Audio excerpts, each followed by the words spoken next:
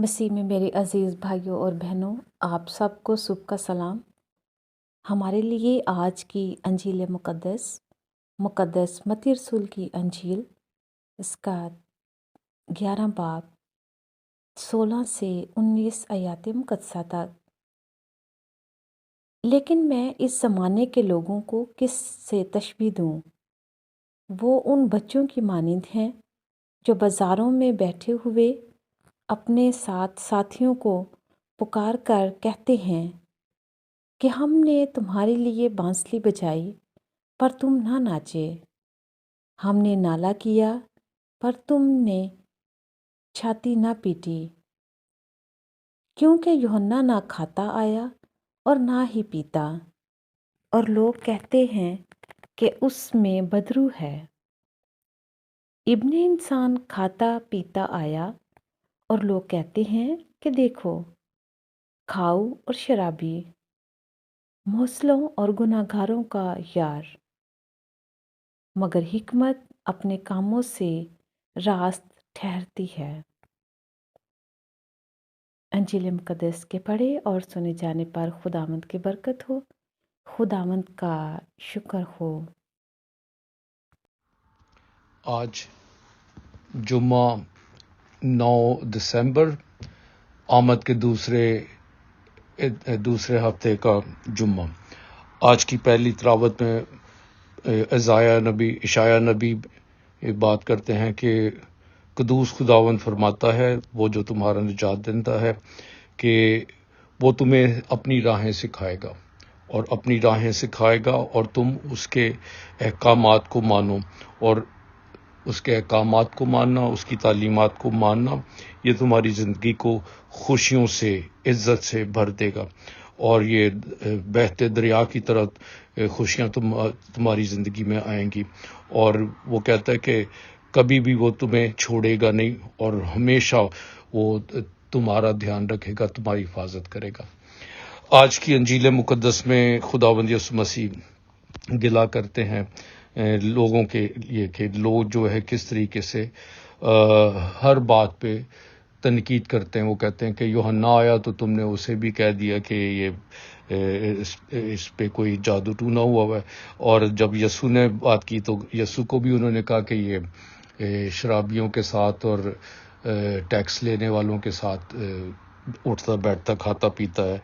لیکن وہ کہتا ہے کہ لوگ جو اس طرح کرتے ہیں، لیکن بالآخر جو خدا کی حکمت ہے وہ ہمارے کاموں سے ہی ظاہر ہوگی۔ تو لوگوں کی باتوں پر نہیں، بلکہ ان باتوں پر جو صحیح ہے، راست ہیں اور حکمت سے معمور ہیں، سچائی کی ہے، انہی پر۔ تو میرے عزیز بھائی اور بہنوں، ان دونوں تلاوتوں کے ذریعے سے آج کے لیے آپ کے اور میرے لیے کیا پیغام ہے؟ پہلی بات کہ اس دنیا میں خدا سے تعلق رکھنا اور خدا کے احکامات کو، خدا کی تعلیمات کو جو اپنی زندگی میں جگہ دے گا وہ سدا خوش رہے گا، کیونکہ ایک جرم کرنے والا، ایک گناہ گار جو توبہ طائب نہیں کرتا ہے، وہ کبھی خوش نہیں رہ سکتا، کیونکہ اس کا جو ضمیر ہے اس کو ہمیشہ ملامت ہی کرتا رہتا ہے۔ لیکن وہ جو خدا کی حکمت پر، خدا کی باتوں پر، اس کے احکامات پر عمل کرتا ہے، وہ اس دنیا میں دوسروں کے لیے بھی خوشی کا باعث ہے۔ اس کے اپنے اندر ایک سکون ہے، سلامتی ہے، صلح ہے، اور وہ پھر دوسروں کے لیے بھی ایک مثال بن جاتا ہے، اور دوسرے بھی اس کے نقش قدم پر چلتے ہیں۔ تو ایک راست باز انسان جو ہے، جو خدا کی باتوں پر عمل کرتا ہے، وہ خود بھی خوش رہتا ہے اور دوسروں کی زندگی میں بھی بھلائی کرتا اور خوشیاں لے کر آتا ہے۔ تو اگر ہم بھی اپنے خاندان، سب سے پہلے اپنی ذات میں، اگر ہم خود اپنے ہی قاضی بن جائیں کہ دیکھیں کہ میری سوچیں کیا ہیں، میرے کام کیا ہے، میری باتیں کیا ہیں، اور اگر میں ان کو خدا کے احکامات کے مطابق کرتا ہوں تو اس سے جو خوشی، ایک روحانی خوشی ہے، وہ مجھے ذاتی طور پہ ملے گی۔ پھر اپنے خاندان پر نظر رکھیں، اپنے بچوں پر، بہن بھائیوں پر نظر رکھیں کہ کیا وہ صحیح ڈگر پر چل رہے ہیں، کیا وہ کہیں نہ کہیں کسی جھوٹ یا غلط بات کو ترجیح تو نہیں دے رہے، تو ادھر بھی آپ کا یہ فرض ہے کہ اپنے خاندان کی حفاظت کرنا، اس کی باڑ بن کے رہنا، اس کی حفاظت کرنا. اس لیے اپنے بچوں کو بتائیں کہ جو سچ ہے وہ سچ ہے، جو جھوٹ ہے وہ جھوٹ ہے. آج کل ہمارے ملک میں دیکھو کیسی اخلاقیات ہو گئی ہے کہ جس سے انسان ڈر جاتا ہے، خوف کھا جاتا ہے کہ یہ کیا چل رہا ہے، ہمارے ملک کی اخلاقیات کیا ہو گئی ہے. مثال کے طور پر وہ کہتے ہیں وہ کھاتا ہے تو لگاتا بھی تو ہے، تو اس کا مطلب ہے کہ کھانا جو ہے اس کو جسٹیفائی کر دیا، کیا وہ ہمارے اخلاقیات کا حصہ بن گیا؟ نہیں، یہ غلط ہے. سچائی سچائی ہے، جو غلط کام ہے اسے ہمیشہ غلط کہیں، کیونکہ کیا یہ ہماری بد اخلاقی اسی طرح ہماری نسلوں میں، جنریشنز میں چلی جائے گی کہ ہم برے کام کو مان لیں کہ جی ہاں برا ہی ہے، برا ہے تو پھر کیا ہوا؟ ہاں، تو یہ ہمیں بہت ضرورت ہے اپنی جنریشنز کی، آنے والی نسلوں، ان کی حفاظت کریں سچائی کی راہ پر. ایک جو ضمیر ہے نا، صحت مند ضمیر ہونا چاہیے، نہ کہ بیمار ضمیر ہونا چاہیے. بیمار ضمیر جو ہے وہ ہر غلطی کو، خطا کو، جھوٹ، چوری چکاری کو قبول کر لیتا ہے، لیکن جو صحت مند ہے وہ ریجیکٹ کر دیتا ہے، چھوڑ دیتا ہے. تو اس لیے آئیے ہم اپنے خاندانوں کی حفاظت کریں، اپنے بچوں کو دیکھیں، خود بھی راستے پہ چلیں، اس کے احکامات پر چلیں، اور دریا کی طرح خوشیاں آپ کے دل میں ہوں گی، آپ کے خاندان میں ہوں گی.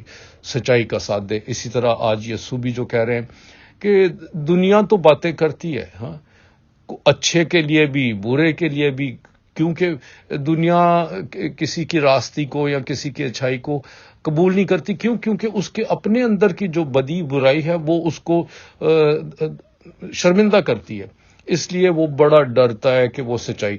لیکن یسوع نے کہا ہے کہ حکمت جو ہے، ٹھیک ہے، یوحنا استباغی پر انہوں نے کہا کہ دیکھو جی اس کو تو بھوت پریت ہے، بالزبول ہے یہ، اور یسوع کو کہا کہ یہ بھی شرابیوں کے ساتھ بیٹھتا ہے اور ٹیکس کلیکٹرز کے ساتھ بیٹھتا ہے. تو یسوع کو بھی ریجیکٹ کر دیا تھا. لیکن خداوند یسوع مسیح نے اپنی الوہی حکمت کے ذریعے صلیب پر جان دے کر ہمارے گناہوں کا کفارہ بن گیا اور ہم سب کو نجات دی ہے. اور اب چونکہ ہم نجات یافتہ ہیں، یعنی خداوند یسوع مسیح نے اپنے خون کے ذریعے، اپنی صلیب کے ذریعے ہمارے گناہوں کا بوجھ اٹھا لیا، تو اس کا مطلب اب ہم پر یہ بوجھ نہیں ہے گناہوں کا.